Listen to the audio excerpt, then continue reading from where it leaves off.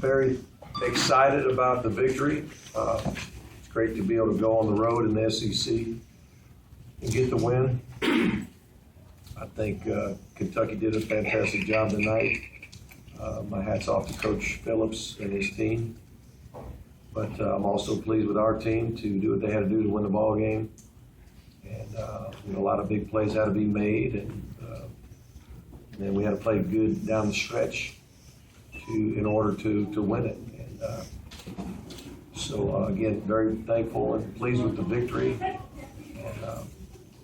And want to also, like I said, let Coach Phillips know that I felt like his team was well prepared and they did a heck of a job.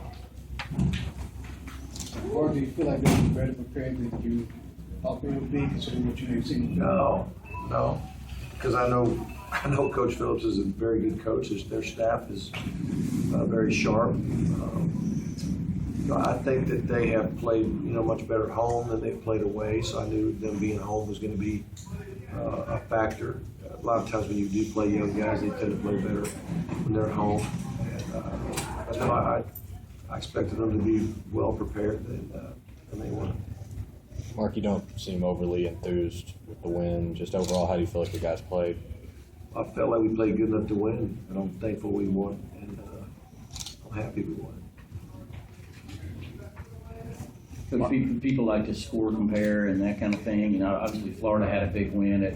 First off, when did you become aware of what Florida did? And, is there any concern that you weren't able to better handle a team that you were 4-touchdown favorite over? Well, you know what? We did know that Florida had won the game by the time our game had begun. And you know what? I don't think you could do that. You could find probably another like opponent and compare that score, and try to make a decision off of that too. So you just can't do that. You just play every Saturday, and whoever plays the best that Saturday is the winner. Mark, a couple of players talked about last week's game and leaving a bad taste in their mouth and wanted to get that out. But this game, do you think, satisfied that, getting the taste out of the mouth too? It was just good to play again. It was good to get a victory. So I'm not thinking about the South Carolina game at all. So for me, it did. Mark, the play Connor Norman made on the onside kick, that seemed like the Kentucky kicker was in position to get the apparently just out something. Yeah, it was a great job by him. Outstanding. Well, the kick, that kick would have rolled just a tad bit faster. He probably would have got it, but it was just kind of creeping along, and everybody's, I guess, their kicker had to wait for it to go 10. And Connor, was heads up to go around there and snatch it and be strong enough to convince the officials that it was his. So it was a huge play. There was a lot of huge plays in the game. Game that close, but Connor did a great job. Mark, how much do you think the defense was hurt without having Jarvis the whole game and then Avery after the first series? You know what? We got plenty of good players in Georgia, and I definitely wouldn't sit there and say that,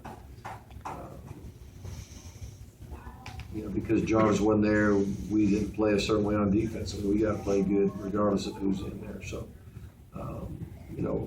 overall, again, we played good enough to win the ball game as a team, and I'm pleased with that. But it would be nice if Jarvis was back. I'm not sure he will be. He definitely could not have played tonight. He is working hard and getting better. We brought him on this trip just to give him as much rehab as we possibly could.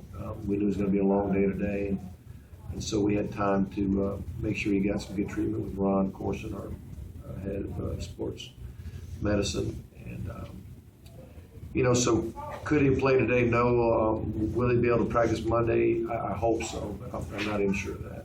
I think Jordan stepped in for him. I think he did a good job. I think he put some pressure on the quarterback at times. I don't know if he ever got a sack. He may have been in on a sack. I haven't looked at all the stats, but I thought he played hard. I thought he got after it.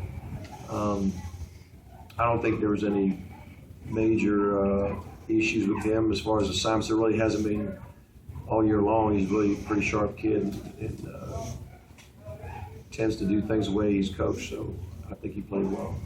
Huge night for Aaron Murray, obviously 400 Right. record for that, and he set the career touchdown record. Right. And obviously, you guys needed that passing game tonight. Well, yeah, I mean, a lot of things have to go well to throw the ball like that. You got to be able to protect. You got to be able to run good routes.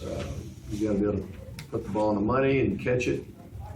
And you got to have a good idea what you're doing. You got to have a little bit of scheme involved in there. And I think that everything came together well. There was a sack or two that we probably could have avoided. There was a ball that probably would have been a touchdown if we caught. There was another one that was overthrown that I think would have been another long touchdown. You know, so it could have been, there could have been even more damage done in the passing game. But overall, I thought that we did a good job. And Aaron's a good football player. And I'm happy for him. But I don't think he's all that eaten up with records. You know, maybe one day when he's, you know, looking back on his career or got his son coming to visit and, you know, visit George or something and talk about the good old days maybe, but he's more concerned about winning right now. Mark, do you expect to be sharper all around coming off 2 weeks of the bye week and then Kentucky struggling? I don't know. You know, Kentucky had time to get their plan together, and they, you know, they've got good personnel. They do a lot of really good things. So, you know, I have respect for what they have done in the past and how they played tonight. Like I said earlier, I think they have played a lot better at home than they have away. We caught them at home, and we got a good SEC victory on the road. I think it's a lot to be said for that. Mark, what was the reasoning from the officials on the fourth down where Malcolm had to run and I think illegal formation? I think We were told that number 38, Costa, he was basically a down lineman. An eligible number like that can be a down lineman on a kick and snap. That's not a problem. But he was covered. Okay, he was covered up, and then after the shift, he was uncovered. He ended up being the end man on the line. That's a penalty. And yeah. Did they get it right? They call it right? I'll be honest with you. I haven't dug deep enough in the playbook to know for sure, but I'm sure they got it right. Well, more than struggled just a little bit in the kicking game. You had one ricocheted and one in, one that was missed short. What are you guys doing to help him figure out what's going on? Because I understand he's 2 for 2 from 50 or better. Yeah, I mean he's been outstanding on the deep field goals, and I guess now he's 5 out of 6 or something like that. We haven't had that many attempts, but he's just struggled on the easy ones. Really, the extra points. It shouldn't be that way. I think he's hit the upright more than anybody in the nation. I would think. He probably set a school record for that, and he's probably made. I mean, he's made most of them that ricochet. That one there had to be in just by a fraction. I saw that official. I don't even know if he was sure, but thankfully, you know, it was called good. But I don't know. I mean, you practice, and it just goes like clockwork. You think you got it solved, and then get in the game, and he pulls it a little bit. As you said, you felt like you gave a few sacks that you shouldn't have. I mean, overall, were you pleased with the play of the offensive line? Well, in the passing game, I would say yes. We didn't run the ball as well as I would hope. And I don't know if that happened from, you know, sometimes that's an issue of a tight end or a fullback or a back not hitting it where he should hit it. But until I see the film, I won't be sure about how well they did in the run game. But my guess is there's a little bit of everything. Coach, you got what you wanted. You know, you're in Florida next week, and if you guys take care of your business, you're in really good position. I don't think anybody in the world's going to give you guys a chance in that game. Right. Just based on ranking and the way things have come down. Right. What you're feeling as you walk into that this week? Well, you know what? That's why you play on Saturdays. That's why you play on Saturdays. Were you all concerned that your players' attention might be on what was going on in the swamp today as opposed to? I wasn't concerned during the day.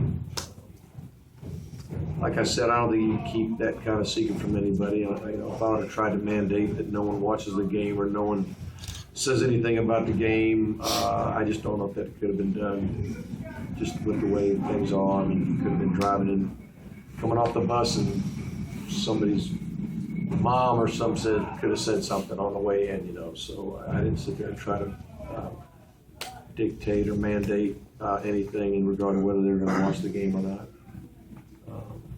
You know what? I'm happy with the victory. Where are we now? 6-1. Mark, would you It's a like good thing. to have the bye week coming up between here and the Florida game? I know you just had it.